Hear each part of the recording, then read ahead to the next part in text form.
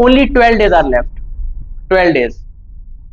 और शायद ये वीडियो तुम इसलिए देख रहे हो क्योंकि अंदर से थोड़ा डर लग रहा होगा कि शायद अब बहुत लेट हो गया, शायद सारे स्टूडेंट बहुत आगे निकल गए, शायद तुम्हें जितना पढ़ना चाहिए था उतना नहीं पढ़ा। और ये जो फीलिंग है ये सिर्फ तुम फील नहीं कर रहे हो, every year thousand of students यही फील करते हैं।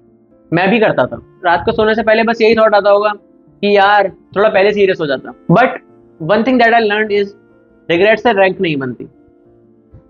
जो अभी टाइम बचा है उस टाइम को तुम कैसे अच्छे वे में यूटिलाइज करते हो उससे बनता। तो टुडे मैं तुम्हें एक स्ट्रेटेजी नहीं देने वाला, सिर्फ मैं तुमसे ऐसे बात करूंगा जैसे एक बड़ा भाई करता है। क्योंकि अगर तुमने इन 12 डेज को अच्छी तरह यूटिलाइज कर लिया तो इन 12 डेज में गेम चेंज हो सकता है। मैं ये वीडियो सिर्फ व्यूज या फिर कुछ सब्सक्राइबर गेन करने के लिए नहीं बना रहा हूँ। मैं जेन्युइनली चाहता हूँ कि जो गलतियां मैंने करी वो तुम लोग ना करो। जिन स्टूडेंट्स को मैंने फेल होते हुए देखा उससे तुम बचो। I have seen many students जो पढ़ने में तो बहुत अच्छे होते हैं बट लास्ट के दिनों को अच्छे से यूटिलाइज ना कर पाने की वजह से क्वालिफाई नहीं कर पाते। और कुछ एवरेज स्टूडेंट्स होते हैं फिर भी उनका सिलेक्शन हो जाता है, जैसे कि मैं। I was not a topper, I was just an average student. Difference सिर्फ IQ का नहीं था, डिफरेंस था कि उन लोगों ने और मैंने अपने लास्ट के दिनों को कैसे अच्छी तरह यूटिलाइज किया। और ये जो 12 डेज बचे हैं ये तुम लोगों के सिलेक्शन के लिए एक डिसाइडिंग फैक्टर हो सकते हैं। सो इसलिए प्लीज इस वीडियो को इग्नोर मत करना, नोटबुक पेन लेकर बैठ जाओ। शायद इस वीडियो की कोई एक लाइन तुम लोगों का पूरा अप्रोच बदल दे। सो स्टार्ट करते हैं वीडियो को। जैसा कि अभी तुम लोगों के पास 12 डेज बचे हुए हैं, अभी बात करते हैं डे 1 टू डे 3 या फिर कुछ लोगों के लिए डे 4, डिपेंडिंग अपॉन कि तुम लोगों का कितना सिलेबस हो गया है। फर्स्ट थिंग कि तुम लोगों को पढ़ाई नहीं करनी है। Yes, you heard it right. तुम लोगों को कुछ भी रैंडम टॉपिक उठाकर नहीं पढ़ना है। First of all you have to know yourself कि तुम कहां खड़े हो। एक रफ कॉपी लो एंड ऑनेस्टली अपने चैप्टर्स को लिखकर 3 पार्ट्स में डिवाइड कर लो।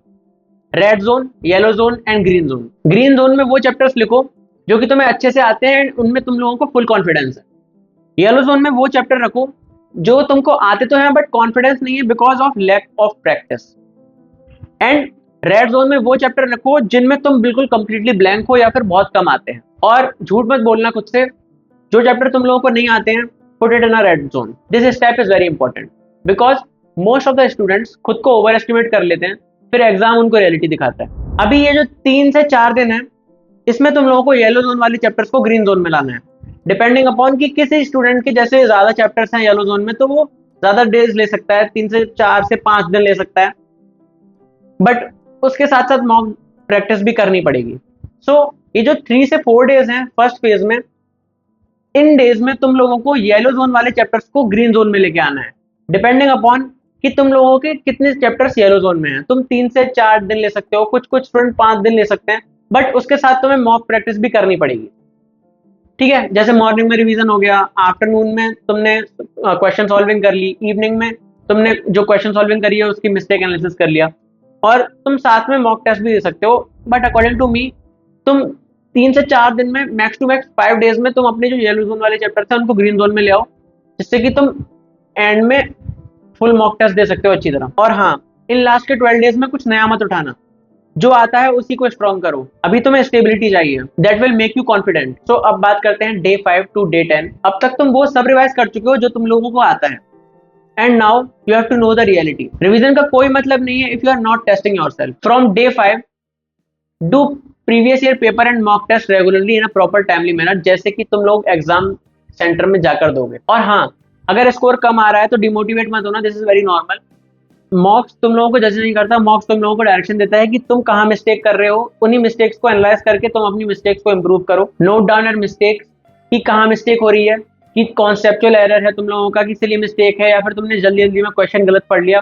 प्रॉपर एक एरर शीट भी बना सकते हो तुम लोग, कि जो तुम हर बार मॉक टेस्ट में सेम गलतियां कर रहे हो, ये जो एरर शीट है ये तुम लोगों को लास्ट में बहुत काम आएगी, जिससे तुमको पता होगा कि एग्जाम्स में तुम क्या क्या बार बार गलतियां करते हो, अगर तुम अपनी गलतियां एक पेज पर नोट डाउन करोगे हर एक मॉक टेस्ट के एनालिसिस के बाद। एंड ये जो मिस्टेक कॉपी या फिर एरर शीट जो तुम लोग बनाओगे, ये तुम लोगों के लास्ट टाइम के लिए बहुत ही ज्यादा हेल्पफुल एंड यूजफुल होगी, जिससे कि डे 10 तक तुम लोगों को पता चल जाएगा कि तुम लोग कहाँ कहाँ मिस्टेक कर रहे हो और किस किस टाइप की मिस्टेक कर रहे हो, कि कहीं वो सिली मिस्टेक तो नहीं है, कहीं वो कोई कॉन्सेप्चुअल एरर तो नहीं है, कहीं वो तुम सिर्फ जल्दी जल्दी पढ़ने की वजह से क्वेश्चन तो गलत नहीं कर रहे हो, कहीं किसी टाइप के क्वेश्चन को तुम गलत तरीके से इंटरप्रेट तो नहीं कर रहे हो।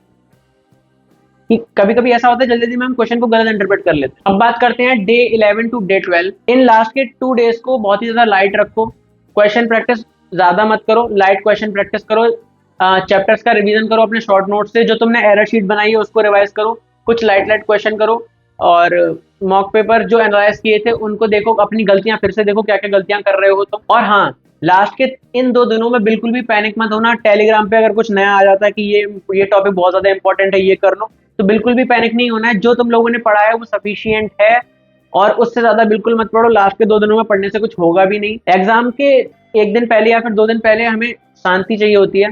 तुम लोगों ने जो पढ़ा है वो सफिशियंट है। लास्ट मोमेंट में पूरी दुनिया नहीं बदलती है, बस कॉन्फिडेंस टूटता है, बनता है। इसलिए ज्यादा इधर उधर भटकना मत लास्ट वाले दिनों में। अगर कुछ देख लोगे तो तुम उससे कॉन्फिडेंस तुम्हारा गिर जाएगा, अगर कुछ नहीं देखोगे वही तुम लोगों के लिए बढ़िया है।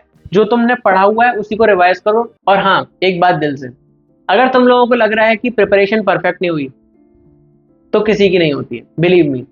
एग्जाम हॉल में जो टॉप रैंक लाने वाला बंदा होता है ना, उसको भी सब नहीं आता, वो भी नर्वस होता है। बट फर्क सिर्फ इतना है, उसको पता है जितना मुझे आता है मुझे उसमें ही बेस्ट देना है, और तुम लोगों को भी यही करना है।